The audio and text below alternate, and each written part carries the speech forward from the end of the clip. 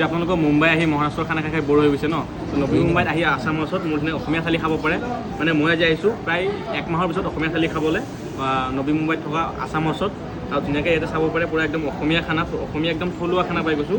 তো একদম ভাত আছে, পাপৰ আছে, আলু পিটিকা আছে, দালি আছে, মটৰ আঞ্জা আছে, আলু ভাজি আছে, মানে একদম পূৰা অসমীয়া থলুৱা খাদ্য। এইফালে বেঙেনা ফ্ৰাই দি দিছে।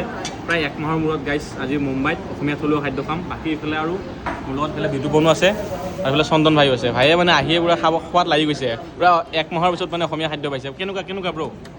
মজা ন? তুমি কি ক'বা ব্ৰ?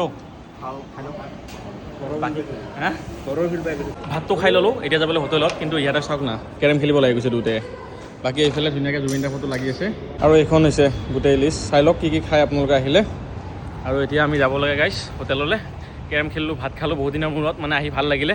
প্ৰায় 1 মাহৰ পিছত অসমীয়া খানা খালোঁ। আৰু যদি কেতিয়াবা মুম্বাই আহি আপোনালোকে আছামৰ ওচৰত আহিব বিচাৰে, তেতিয়া নবী মুম্বাইত আছে ৱাচিত। আজিলৈ ভিডিঅ'টো ইমান আছিলে, বাই বাই।